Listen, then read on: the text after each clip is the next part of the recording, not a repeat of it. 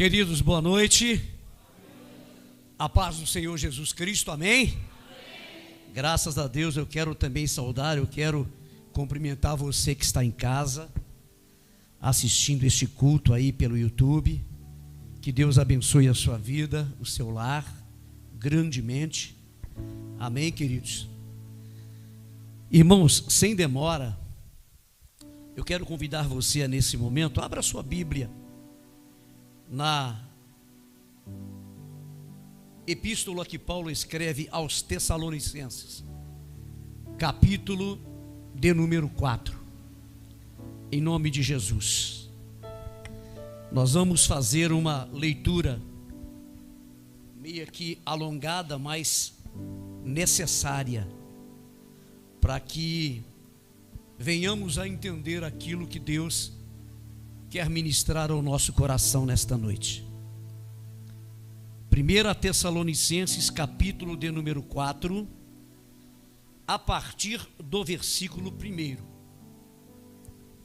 Isso, você pode também acompanhar aí pela televisão. Assim está escrito na palavra de Deus: finalmente, irmãos, vos rogamos e exortamos no Senhor Jesus que, assim como recebestes de nós, de que maneira convém andar e agradar a Deus, assim andai, para que continueis a progredir cada vez mais. Versos 2: porque vós bem sabeis que mandamentos vos temos dado pelo Senhor Jesus, porque esta é a vontade de Deus, a vossa santificação, que vos abstenhais da prostituição. 4: que cada um de vós saiba possuir o seu vaso, ou seja, o seu corpo, em santificação e honra, não na paixão de concupiscência, como gentios que não conhecem a Deus. Ninguém oprima ou engane a seu irmão em negócio algum, porque o Senhor é vingador de todas estas coisas, como também antes vos dissemos e testificamos, porque não nos chamou Deus para a imundícia, mas para a santificação.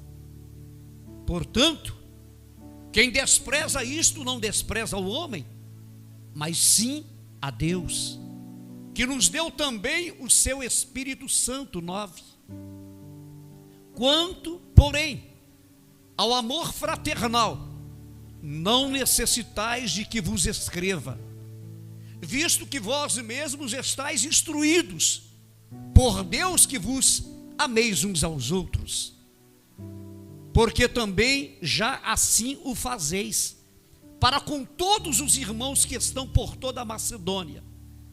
Exortamo-vos, porém, a que ainda nisto continueis a progredir cada vez mais. 11: e procureis viver quietos, e tratar dos vossos próprios negócios, e trabalhar com vossas próprias mãos, como já vos temos mandado. 12: para que andeis honestamente para com os que estão de fora, e não necessiteis de coisa alguma. Não quero, porém, irmãos, que sejais ignorantes acerca dos que já dormem, para que não vos entristeçais como os demais que não têm esperança. Porque se cremos que Jesus morreu e ressuscitou, assim também aos que em Jesus dormem, Deus os tornará a trazer com ele. 15: dizemos-vos, pois, isto pela palavra do Senhor, que nós, os que ficarmos vivos para a vinda do Senhor, não precederemos os que dormem. Porque o mesmo Senhor descerá do céu com alarido, e com voz de arcanjo, e com a trombeta de Deus, e os que morreram em Cristo ressuscitarão primeiro. 17. Depois nós, os que ficarmos vivos, seremos arrebatados juntamente com eles nas nuvens, a encontrar o Senhor nos ares, e assim estaremos sempre com o Senhor. Para finalizar, 18. Portanto, consolai-vos uns aos outros com esta palavra, ou com estas palavras. Senhor, obrigado. Estamos diante da poderosa palavra do Senhor. E queremos, Pai, que nesta noite, mais uma vez, venhamos a ser edificados pela sua palavra. Fala ao nosso coração, Senhor. Precisamos e desejamos ouvir a tua voz. Assim eu oro, Pai, em nome do Senhor Jesus Cristo. Amém e amém. Glórias a Deus. Irmãos, o tema central desta epístola é o modelo de vida justo e o retorno do Senhor Jesus Cristo. Essa palavra, ela vem nos ensinar de que maneira nós devemos viver e agir como crentes. Ao lermos esta epístola, nós observamos que havia um sentimento no coração do apóstolo Paulo pelos novos convertidos da igreja de Tessalônica. Paulo estava preocupado com as dúvidas, com as dificuldades que os crentes daquela igreja estavam enfrentando, e para o apóstolo Paulo este era um sinal de que aqueles crentes precisavam receber orientação. E diante desse quadro, diante desta situação, Paulo então ele decide por escrever esta epístola a fim de quê?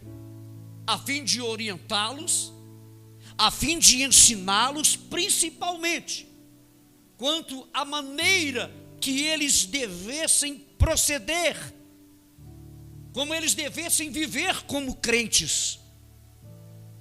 E a outra intenção do apóstolo Paulo era, na verdade, consolar aqueles crentes e fortalecê-los na fé. Por quê? Porque o principal problema que a igreja de Tessalônica estava vivendo era que os irmãos não haviam entendido certamente ou corretamente a doutrina da segunda vinda de Cristo e nem a doutrina da ressurreição.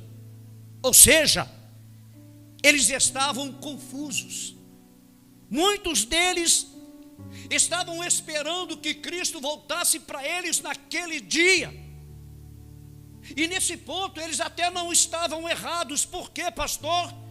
Porque eu entendo que tanto eu quanto você devemos viver também desta maneira, esperando Cristo voltar, como se Ele voltasse hoje mesmo, para cada um de nós. A questão é que, vivendo nessa esperança, eles pararam até mesmo de trabalhar, tornando-se um peso para os demais irmãos da igreja. Eles estavam vivendo com tanta intensidade essa esperança do retorno de Cristo, que eles cruzaram os seus braços. E eu percebo, meus queridos irmãos, que através deste texto, este texto ele tem muito a nos ensinar sobre tantas coisas, inclusive a respeito do nosso chamado à santificação. Isso por quê? Porque o nosso Deus, ele possui um caráter santo, ele possui um caráter justo, e por isso, ele espera que os seus filhos também vivam uma vida de santidade. E a santificação, infelizmente, ela tem sido deixada de lado em nosso tempo. As pessoas, ou muitas das pessoas, não estão querendo pagar esse preço, que conduzem, esse preço que conduz elas à salvação. E como eu já disse aqui uma vez, há uma diferença entre a santidade e a santificação. A santidade é um estado. Você pode olhar para você mesmo e dizer assim: eu estou santo. Porém, a santificação é um estado, é um processo. Enquanto a santidade é um estado, a santificação é um processo. Ou seja, você está santificando a sua vida hoje, amanhã você há de santificá-la ainda mais, e vai continuar vivendo nesse processo. E a santificação, irmãos, nada mais, nada menos é do que o fruto de uma conversão sincera. Olha o que diz Paulo na carta aos Romanos, no capítulo 6, versos 22. Mas agora, libertos do pecado, oh glória, e feitos servos de Deus, tende o vosso fruto para a santificação, e por fim, a vida eterna. Aleluia. Então, entenda uma coisa: por que nós precisamos trabalhar essa santificação na nossa vida a cada dia?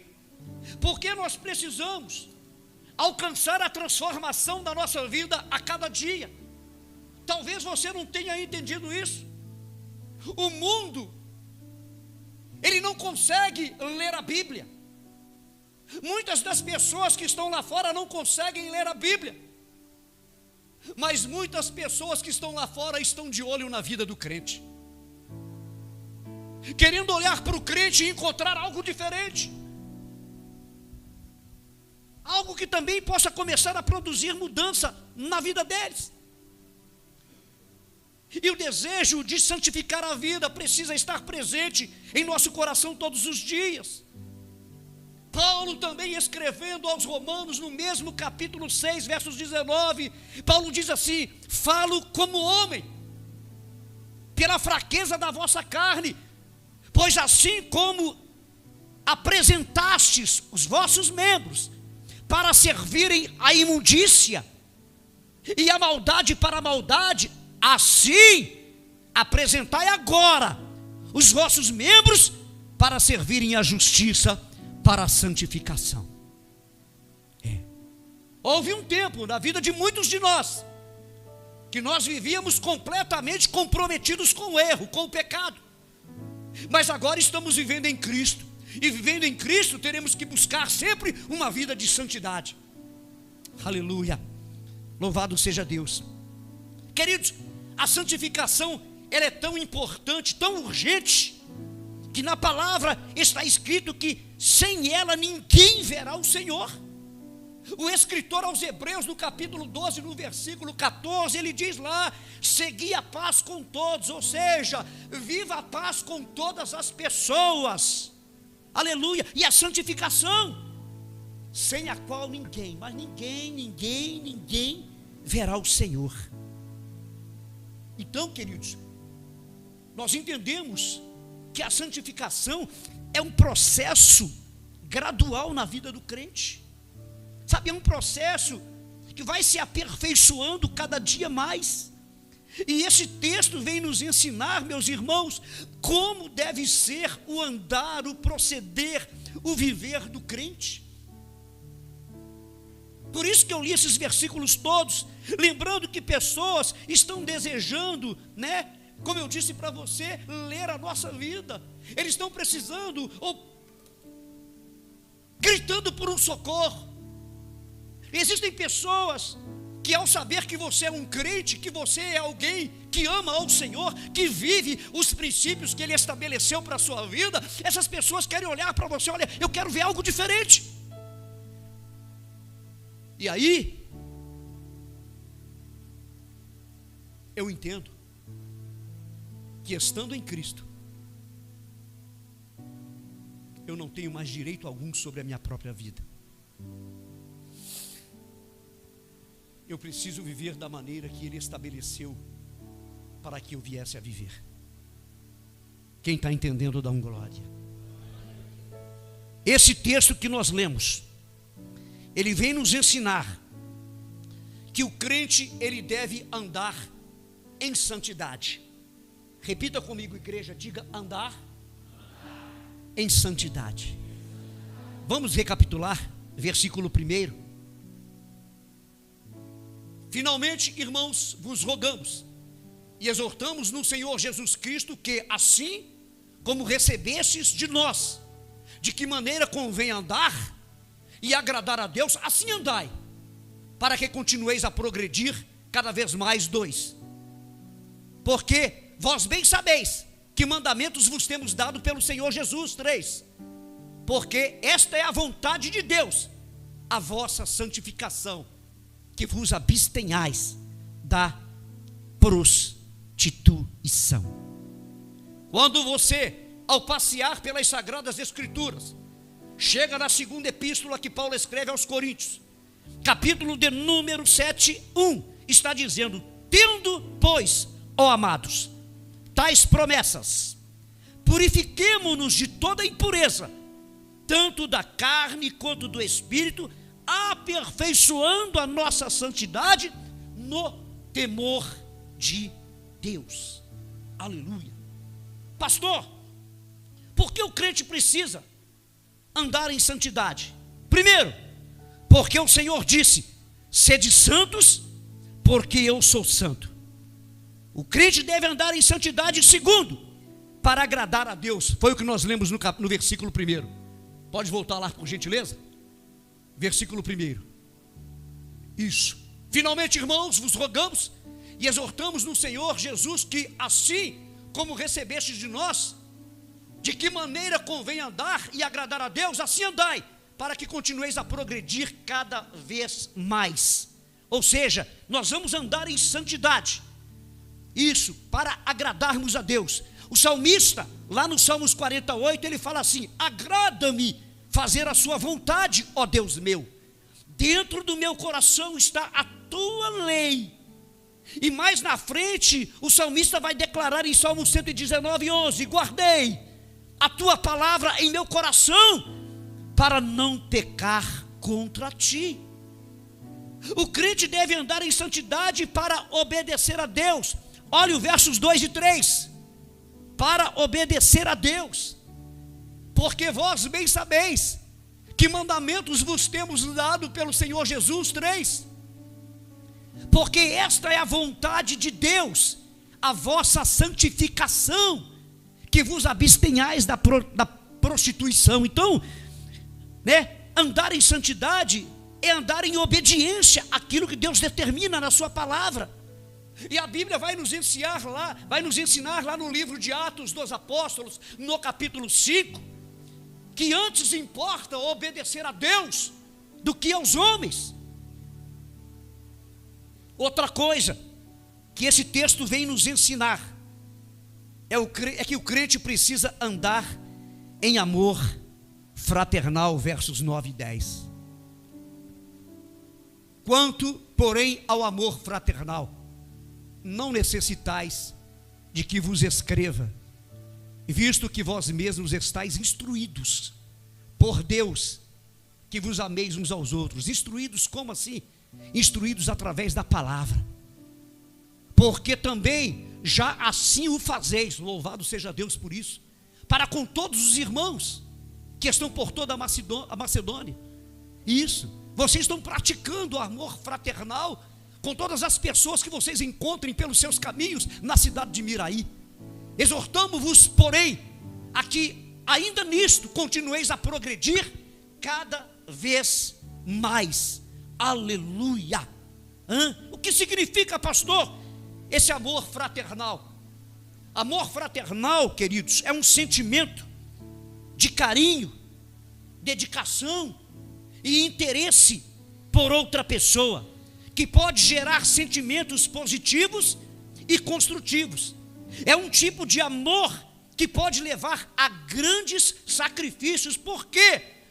Porque ele te leva a amar até mesmo aqueles que te perseguem.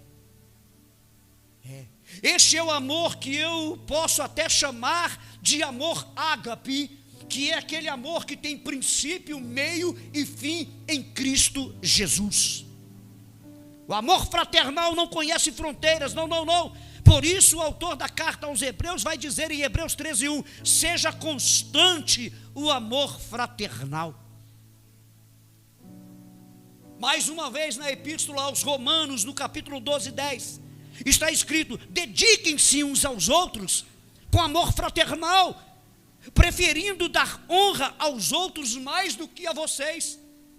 Ele está dizendo: tenham prazer, tenham a alegria de honrar aquele que está perto de você, mais do que você mesmo. Isso é a prática de um amor fraternal. Aleluia. Então, querido, nós vimos aqui nos versos 9 e 10, o amor fraternal, ele deve incluir todos, sem exceção, sem acepção. Pastor, como mais o crente deve andar? O texto vai nos ensinar que o crente deve andar em honestidade. Versos 11 e 12, meu irmão, por gentileza. E procureis viver quietos, e tratar dos vossos próprios negócios, e trabalhar com vossas próprias mãos, como já vos temos mandado, para que andeis honestamente para com os que estão de fora, e não necessitais de coisa alguma. Em outras traduções está dizendo, para andarem honestamente para com os que estão de fora, e principalmente com o próprio Deus, diante do próprio Deus. Então, queridos, andar em honestidade é algo que todos nós crentes precisamos vivenciar a cada dia da nossa vida. 2 de Coríntios 8:21, pois o que nos preocupa, Paulo está dizendo aos coríntios, pois o que nos preocupa é procedermos honestamente, não só perante o Senhor, como também diante dos homens. Ou seja, nós precisamos, queridos, dar testemunho no nosso trabalho, em toda a nossa vida. Precisamos, queridos, ter um testemunho honesto para ganharmos os perdidos e trazê-los para Cristo. Sabe por quê? É porque o mundo está esperando que contemos para as pessoas o que Jesus já fez na nossa vida. Quem está entendendo, dá um glória. Pastor, o que nós aprendemos mais com este texto? Aprendemos que nós crentes devemos andar em esperança. Versos 13, por gentileza. 13 ao 18. Não quero, porém, irmãos, que sejais ignorantes acerca dos que já dormem, para que não vos entristeçais como os demais, que não têm esperança. 14. Porque se cremos que Jesus morreu e ressuscitou, assim também aos que em Jesus dormem, Deus os tornará a trazer de volta. Dizemos-vos, pois, isto pela palavra do Senhor, que nós, os que ficarmos vivos para a vinda do Senhor, não precederemos os que dormem. Porque o mesmo Senhor descerá do céu com alarido e com voz de arcanjo, e com a trombeta de Deus, e os que morreram em Cristo ressuscitarão primeiro.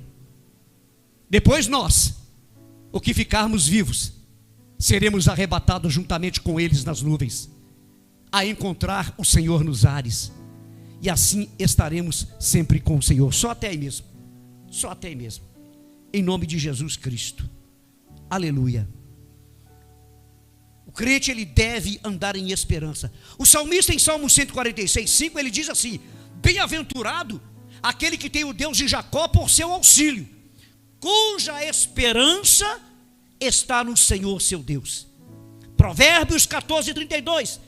Pela sua malícia é derribado o perverso, mas o justo, ainda morrendo, tem esperança. Aleluia.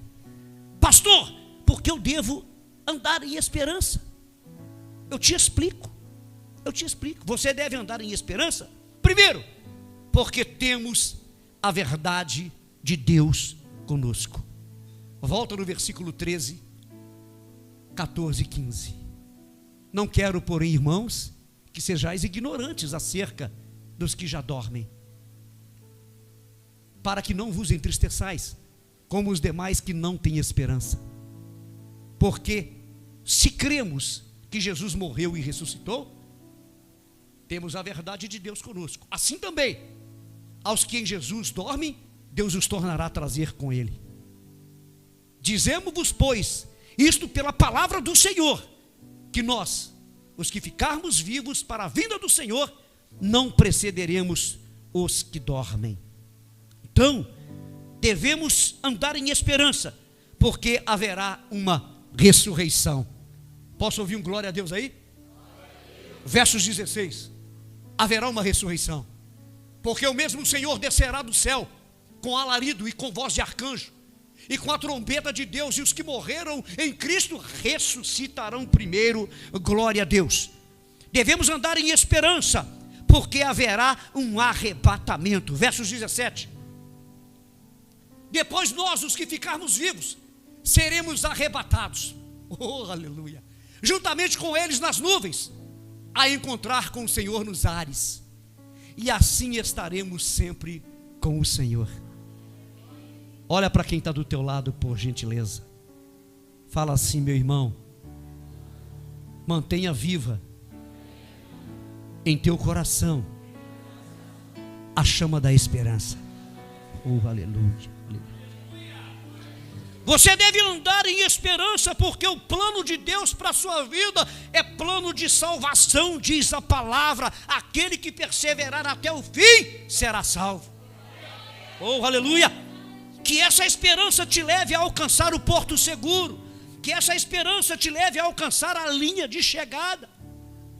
E diante de toda essa verdade, meus amados irmãos, nós devemos nos atentar para aquilo que está escrito no livro do Apocalipse 22:11. Quem é injusto, faça injustiça ainda. Quem está sujo, suje-se ainda. Quem é justo, faça justiça ainda. E quem é santo, seja santificado ainda. Querido, a palavra de Deus confronta o pecado e deixa o homem à vontade para fazer a sua escolha. Mas eu preciso lembrar a você, nós fomos chamados para ser santos e produzir frutos de santificação. Carta aos Romanos 6:22. Agora, porém, libertados do pecado, posso ouvir um glória aí? Libertados do pecado, transformados em servos de Deus, tende o vosso fruto para a santificação e por fim a vida eterna. Estamos caminhando para o final. Então, meus irmãos, os deveres de um crente abrangem o amor a Deus e ao próximo, buscando sempre viver uma vida que verdadeiramente agrade a Deus, praticando a fé e o amor, a oração e a obediência aos mandamentos do Senhor. Dar um bom testemunho é ter uma vida exemplar, sendo um exemplo de fé e de amor para com os outros e compartilhando a mensagem da salvação. Ser crente é se envolver com a vida da igreja, frequentando os cultos de orações, atividades, e buscando o crescimento espiritual e o apoio dos irmãos. Então, os deveres do cristão são diversos, mas todos eles se concentram em amar a Deus e a servir ao próximo, vivendo um estilo de vida que verdadeiramente venha a glorificar o nosso Deus e que contribua também para a construção do reino de Deus. Então, meus amados irmãos, Andar em santidade é a vontade de Deus para a minha e para a sua vida. Andar em amor e praticar o amor é cumprir aquilo que Deus estabeleceu como princípio para a nossa vida. Sermos honestos em todo o nosso viver é o que Deus e que todos os homens esperam de cada um de nós. E que a esperança permaneça viva em nosso coração. Posso ouvir um amém aí? Amém? Eu já disse aqui algumas vezes e quero repetir. Sabe por quê, Letícia? Que a cada tempo que passa, eu amo mais a palavra de Deus, porque a palavra, ela tem o poder de me colocar no centro da vontade de Deus. A palavra tem esse poder. Eu não posso nunca, uma vez que eu estou em Cristo, eu não posso nunca, Natália. Às vezes nós até erramos, mas nós consertamos e fazemos isso para a glória de Deus. Mas eu não posso me reservar o direito de caminhar pela cidade de Miraí ou por qualquer outro lugar da maneira que eu gostaria de caminhar. Mas eu preciso caminhar da maneira que a palavra me ensina. Amém? Que Deus nos abençoe. Eu quero chamar o Ministério de Louvor para cá. Deus nos abençoe. Daqui a pouco eu quero orar, encerramento, para passar para o nosso pastor Everton. Eu quero orar pela nossa vida, para que Deus nos fortaleça ainda mais na nossa caminhada, para que nós possamos entender e vivenciar esses princípios que Deus estabeleceu para nós. Amém ou não amém? Você pode colocar de pé em seu lugar? Vamos adorar ao Senhor com esta canção de pé. E eu quero, ao final dela, orar pela sua vida. Eu posso orar? Sim ou não? Sim. Amém, glória a Deus. Então vamos adorar ao Senhor. Aleluia. Glória a Deus. Bendito é o Senhor, Santo de Israel. Como